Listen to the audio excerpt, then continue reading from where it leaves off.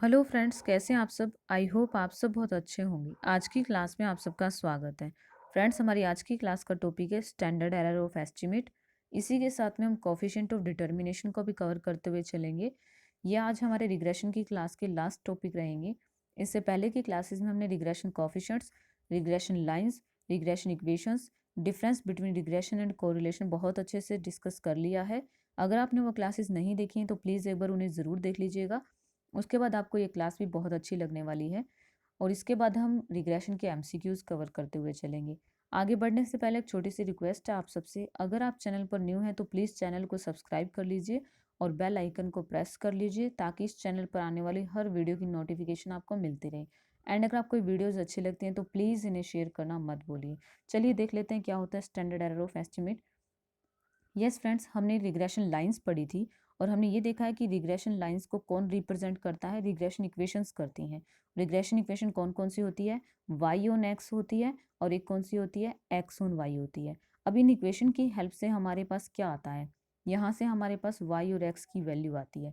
तो जो ये एक्स और वाई की वैल्यू आती है, ये कौन सी वैल्यू होती है, ये प्रेडिक्टेड वैल्यू होती है या ये एक्चुअल वैल्यू होती है। तो हमारा आंसर यहाँ पर ये रहेगा कि ये प्रेडिक्टेड वैल्यूज होती हैं। ठीक है, तो ये जो प्रिडिक्शन हमने किया है, क्या ये 100% करेक्ट होता है? तो ऐसा ज़रूरी नहीं है कि जो ये प्रिडिक्शन है हमारा 100% करेक्ट हो। यहाँ पर प्रिडिक्शन में और एक्चुअल में डिफरेंस आ जाता है।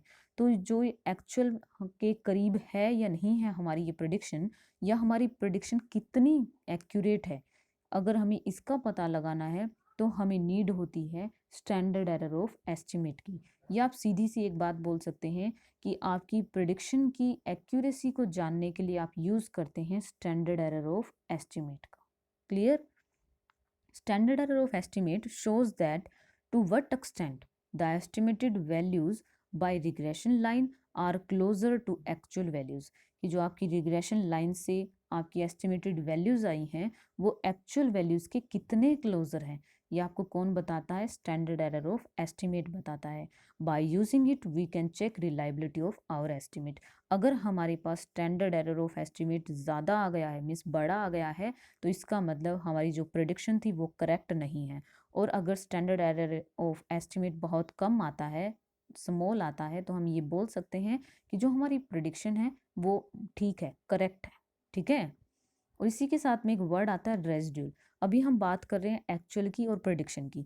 जो एक्चुअल होता है और जो प्रेडिक्शन होता है उसके बीच में जो डिफरेंस है उसी को हम बोलते हैं रेजिड्यूल। देखिए आप यहाँ से समझ जाएंगे, ये क्या दिख रही है हमें, ये है रिग्रेशन लाइन।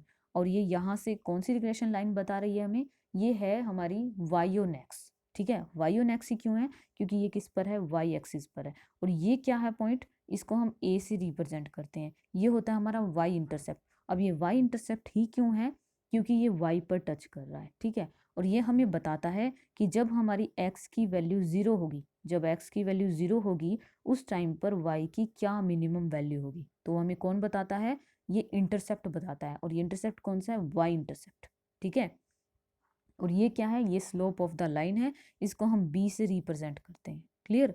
अब उसके बाद यहाँ पर ये बात आ रही है कि ये जो पॉइंट्स हैं, देखिए इस लाइन पर जो भी पॉइंट्स हैं ये होती है हमारी प्रिडिक्टेड वैल्यूज। रेड पॉइंट है ये सभी प्रिडिक्टेड वैल्यूज हैं, और जो ये ब्लू पॉइंट्स हैं ये सब आपकी एक्चुअल वैल्यूज हैं। तो यहाँ पर देखिए एक्चुअल और प्रिडिक्शन में डिफरेंस है। जो ये ब्लैक आपको लाइन दिख रही है ये सब क्या है, ये आपका डिफरेंस है, और इसी डिफरेंस को हम बोलते हैं रेजिड्यूल। ठीक है, इसका देखिए छोटा सा एक फॉर्मूला भी है हमारे पास, observed value minus predicted value, means आपकी एक्चुअल वैल्यू में से जब आप प्रेडिक्टेड वैल्यूज को माइनस करते हैं तो आपको मिल जाता है रेजिड्यूल। इसको कैसे रिप्रेजेंट करते हैं, ई से, माइनस ऑब्जर्व्ड वैल्यू को वाई से, एंड प्रेडिक्टेड वैल्यूज को वाई हैट से। ठीक है, ये आपसे पूछा जा सकता है एग्जाम में, फॉर्मूला अच्छे से देख लीजिए इसको।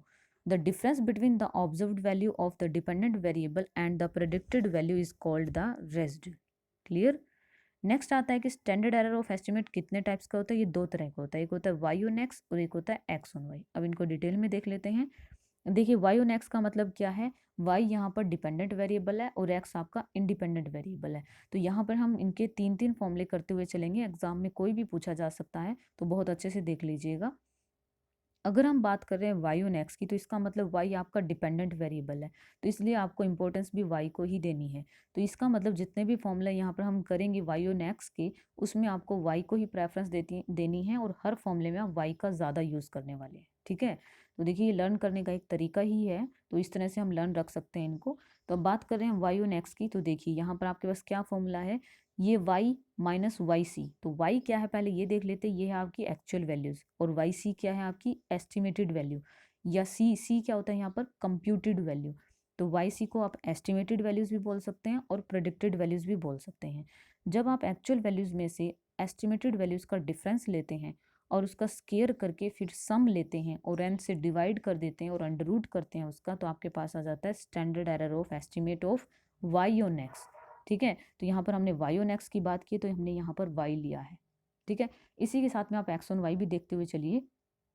देखिए एक्स ऑन वाई में क्या हुआ, एक्स आपका डिपेंडेंट वेरिएबल हुआ, तो एक्स को इंपॉर्टेंस देनी है। अब हर फॉर्मूले में एक्स आएगा, तो यहाँ पर देखिए अब चेंज क्या है, एक्स आ गया है। बिल्कुल सेम वही है, ये एक्चुअल वैल्यूज में से आपको एस्टिमेटेड वैल्यूज को माइनस करना है, उसका स्केयर करना है, उसका सम लेना है एंड एन से डिवाइड करना है और अंडर रूट करना है उसका। ठीक है, तो यहाँ पर अब आपके पास एक्स आने वाला है और यहाँ पर क्या था आपके पास, वाई था।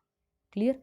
अब सेकंड फॉर्मूले पे आते हैं। सेकंड फॉर्मूले में कैसे लेना है आपको, वाई ही लेना है, क्योंकि हम वाई ऑन एक्स की बात कर रहे हैं।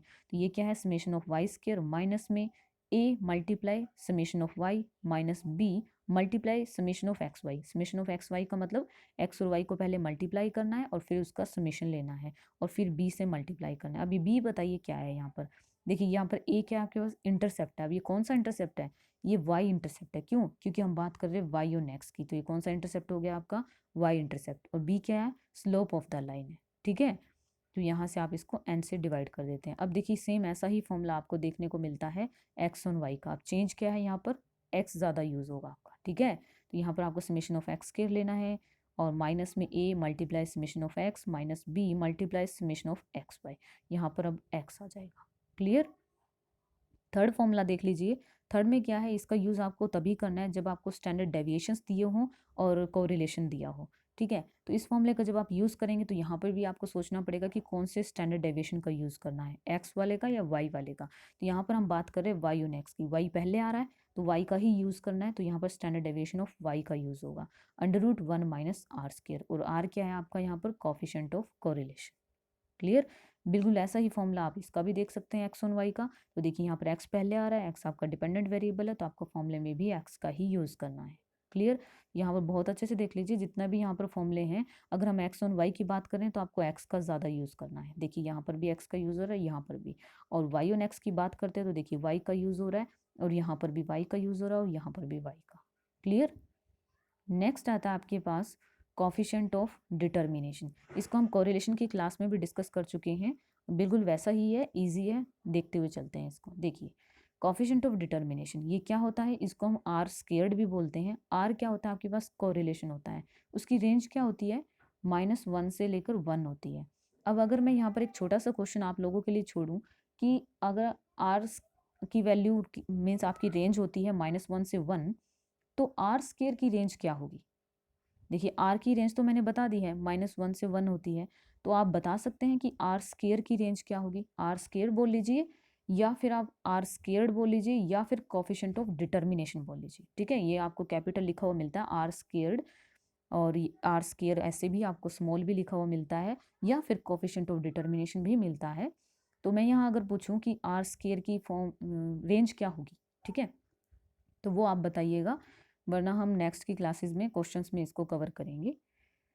यस, यहाँ पर देख रहे हैं हम कि कोफिशिएंट ऑफ डिटर्मिनेशन का हमारे पास फॉर्मूला क्या है, एक्सप्लेन्ड वेरिएशन डिवाइड बाय में टोटल वेरिएशन। देखिए यहाँ पर एक छोटी सी बात आप हमेशा याद रखिए, जब भी कोफिशिएंट ऑफ डिटर्मिनेशन की बात आती है तो यहाँ पर आपको बात की जाएगी एक्सप्लेन्ड वेरिएशन की।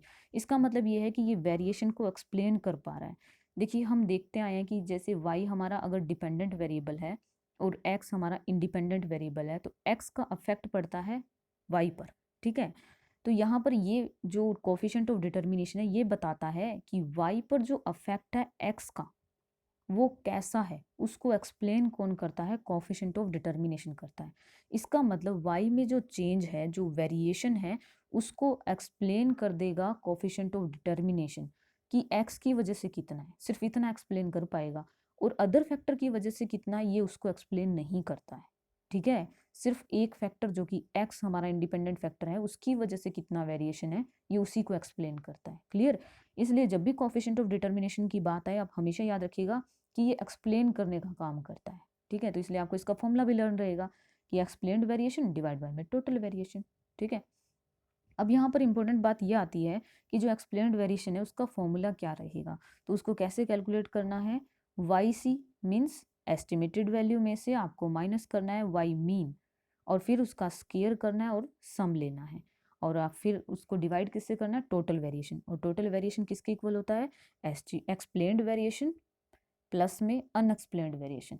और अब यहाँ पर आपको टोटल वेरिएशन निकालना है, तो आप कैसे निकाल सकते हैं, जब आप एक्चुअल वैल्यूज में से वाई मीन को माइनस करते हैं और उसका स्केयर करके फिर सम लेते हैं, तो आपको मिल जाता है टोटल वेरिएशन। क्लियर। इसको आप एग्जाम्पल से भी समझते हैं, जैसे कि हम देखते आए हैं कि आपका कोफिशिएंट ऑफ कोरिलेशन आप फाइंड आउट करते हैं कि दो वेरिएबल के बीच में क्या कोरिलेशन है। तो हमने यहाँ देखा कि दो वेरिएबल थे एक्स और वाई, उनके बीच में कोरिलेशन आया आपके पास 0.9। और अगर हम यहाँ से कोफिशिएंट ऑफ डिटर्मिनेशन चेक करें तो हमारा यहाँ पर आता है 0.81। कैसे आया, जब हम आर स्केयर कर दें, आर क्या है हमारे पास 0.9, और इसका अगर हम स्केयर लेते हैं तो हमारे पास आ जाता है 0.81। ये क्या है आपके पास, कोफिशिएंट ऑफ डिटर्मिनेशन। ये बता रहा है कि y में जो चेंज है वो x की वजह से कितना है, 0.81 है। ये सिर्फ उसी को एक्सप्लेन कर पा रहा है। मतलब ये कि जो अदर 0.19 रह गया है वो किसकी वजह से, अदर फैक्टर की वजह से, ये उसको एक्सप्लेन नहीं कर पा रहा है। देखिए यहाँ पर लिखा भी है, it means that 81% variation in y are due to variation in x and 19% variations are due to other factor. Thus explained variations are 81% and unexplained variations are 19%। तो ये unexplained variation है, उसके बारे में ये नहीं बताता है, ये explained variation के बारे में बताता है। तो फिर unexplained variation के बारे में कौन बताता है, वो बताता है coefficient of non determination, जिसको हम k स्क्वायर से रिप्रेजेंट करते हैं, ठीक है। इसका फॉर्मूला क्या होता है, K square is equal to 1 minus R square. या आप सीधा सीधा बोल सकते हैं, जब आप 1 में से कोफिशिएंट ऑफ डिटर्मिनेशन को माइनस करते हैं तो आपको मिल जाता है coefficient of non determination. Clear. या इसका फॉर्मूला क्या हो सकता है, K square is equal to unexplained variation divide by में टोटल वेरिएशन। हमेशा याद रखिएगा, कोफिशिएंट ऑफ नॉन डिटर्मिनेशन कौन से वेरिएशन की बात करेगा, अनएक्सप्लेन्ड वेरिएशन की बात करेगा, ठीक है। या फिर अगर हम कोफिशिएंट ऑफ नॉन डिटर्मिनेशन का अंडर रूट कर दें तो हमें क्या मिल जाता है, कोफिशिएंट ऑफ एलियनेशन मिल जाता है, ठीक है। छोटा सा फॉर्मूला, इसका भी देख लीजिए, कई बार हो सकता है एग्जाम में पूछ लिया जाए। क्लियर। नेक्स्ट आता है आपके पास स्टैंडर्ड एरर ऑफ एस्टिमेट, जब आपको एक्सप्लेन्ड वेरिएशन दिया हो या फिर अनएक्सप्लेन्ड वेरिएशन दिया हो। अगर क्वेश्चन में आपको एक्सप्लेन्ड या अनएक्सप्लेन्ड वेरिएशन दिया हो तो उसकी हेल्प से आप स्टैंडर्ड एरर ऑफ एस्टिमेट निकाल सकते हैं। तो इसके लिए आपको क्या करना है, अंडर रूट लेना है किसका, unexplained variation in y divide by में n। ये किस केस में है, y और x की केस में, और x और y के केस में क्या आएगा, unexplained variation in y divide by में n, और फिर उसका अंडर रूट लेना है। तो देखिए, जब y और x की बात की है तब हमें किसका लेना है, y का, और x और y की बात की है, यहाँ पर x पहले आ रहा है तो आपको किसका लेना है, x का लेना है। तो एक छोटा सा फॉर्मूला है और कुछ भी नहीं है।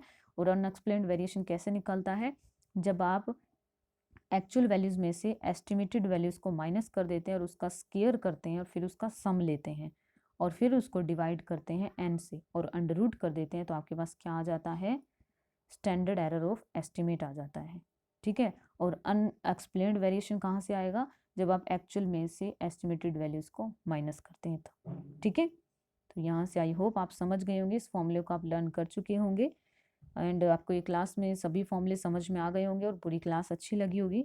और अगर आपको यहाँ से कोई प्रॉब्लम रहती है तो प्लीज़ आप कमेंट करके ज़रूर बताइएगा। एंड अगर आपको ये क्लास अच्छी लगती है तो प्लीज़ अच्छे अच्छे कमेंट करिए एंड वीडियोज़ को शेयर करते रहिए एंड लाइक करते रहिए। Thank you friends, thank for being here, thank you.